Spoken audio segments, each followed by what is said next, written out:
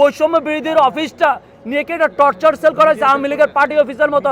আপনারা বলেন সার্জিস, তারপরে হাসনাত, এরা সবাই পলাই গেছিল। এখন কার্যালয় এনে যদি কাউকে হামলা করা হয়, কাউকে বেধড়ক মারে 22টা শিলাই ফেলানো হয়, তাহলে এটাকে কি বলা হইতে পারে? রিফাত, রশিদ সহ যারা এখানে উপস্থিত ছিল, তারা এই হত্যাকাণ্ডের সাথে হত্যাকাণ্ড ঘটানোর জন্য যে বেধড়কভাবে মারছে তার বিচার আমরা দাবি করছি। যেটা আমরা দেখছি বিগত 16 বছরে ছাত্রলীগ, আওয়ামী লীগ, যুবলীগরে করতে, যে জামাত শিবির ট্যাগ দিয়ে কার উপর হামলা করতে।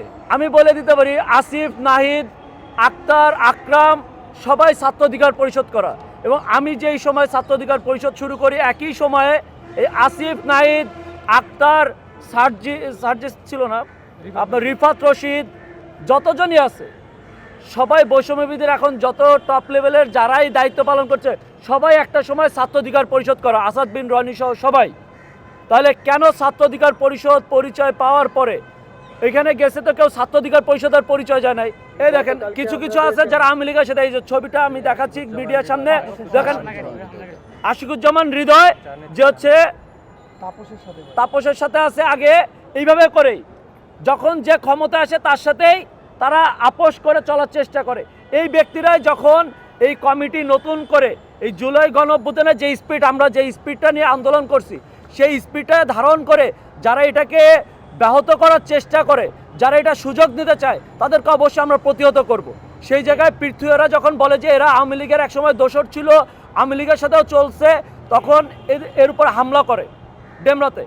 রিফাত রশিদ ওইখানে উপস্থিত ছিল। রিফাত রশিদ বলছে যে তোমরা 2টার সময় আসো, আমরা এটা সমাধান করে দেবো, তোমরা আমাদের কার্যালয়ে আসো। আমরা এই এলাকার মধ্যে, যেহেতু রিফাত রশিদ ওই এলাকার না, তো ও মাঝারও ছিল, রিফাত রশিদ গাড়িতে ছিল, মাঝার নিচে মাঝার জানাইছে। যাই হোক, এখন কার্যালয় এনে যদি কাউকে হামলা করা হয়, কাউকে বেধড়ক মারে 22টা শিলাই ফেলানো হয়, তাহলে এটাকে কি বলা হইতে পারে? আপনারা বলেন টর্চার সেল করা হয়েছে এটা, তাহলে বৈষম্য বিরোধীর অফিসটা নিয়ে কি একটা টর্চার সেল করা হয়েছে আওয়ামী লীগের পার্টি অফিসের মতো। আগে দেখতাম আওয়ামী লীগের ছাত্রলীগরা মানুষকে ধরে নিয়ে যায় তাদের অফিসে নিয়ে টর্চার সেলের মধ্যে ঢুকে মারতো। এরকম অনেক ঘটনা আছে।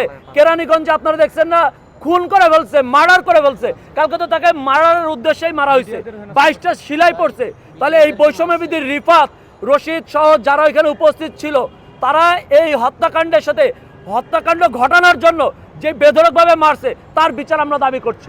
এইখানে আমরা কোনো প্রধান উপদেষ্টার কাছে বিচার চাব না, আমরা সরাসরি থানায় যাব, অভিযুক্তরা যাবে, তারা তাদের অভিযোগ দিবে, তারা মামলা নেবে।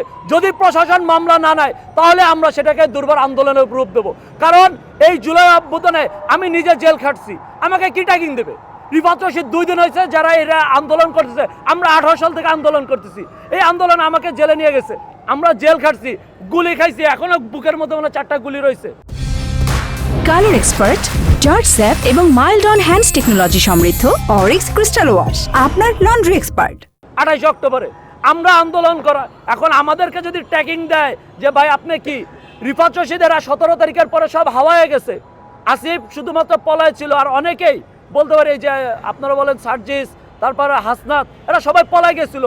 আপনারা মিডিয়ারা সবাই জানেন, কারো কোনো খোঁজ খবর নাই। আন্দোলন চালাইছে আমরা রাজনৈতিক ব্যক্তিরাই, আমরা আন্দোলনকে যাত্রাবাড়ি চালাইছি। এই হাসিব মল্লিক, এই পৃথু, এরাই নেতৃত্ব দিচ্ছে ওই যাত্রাবাড়িতে। সবচেয়ে বড় আন্দোলন যেখানে হয়েছে, তাদেরকে কিভাবে মারে এই জুলাই গণঅভ্যুত্থানে স্পিড ধারণ করে, কোন ধরনের লেগেসি তারা বহন করে? আমার এখানটা প্রশ্ন। আমরা তাদেরকে ছাড় দিচ্ছি, এর মানে এটা না তারা যা ইচ্ছা তাই করবে, যার সাথে মনে যায় তার সাথে করবে। আজকে আমাকে তারা হুমকি দেওয়াচ্ছে যে আপনাদের সংগঠনের অমুকে যাচ্ছে কেন? আরে ভাই, এখানে আমি সংগঠনের পক্ষ থেকে আসিনি, আপনারা সংগঠনকে ট্যাগিং দেওয়া শিখছেন। আওয়ামী লীগের ওই একই লেগেছি আপনারা বহন করতেছেন, যে অমুক দলের থেকে কেন আসছে। আপনার উচিত ছিল সবাইকে নিয়ে বসা, গোল টেবিলে বসা, যে আপনাদের কি সমস্যা আমরা সমাধান করবো। আপনারাই ডাকছেন সমাধানের জন্য, ডেকে ট্যাগিং দিয়ে মারতেছেন, হামলা করছেন, তাকে মারার উদ্দেশ্যে আমরা হামলা করতেছি।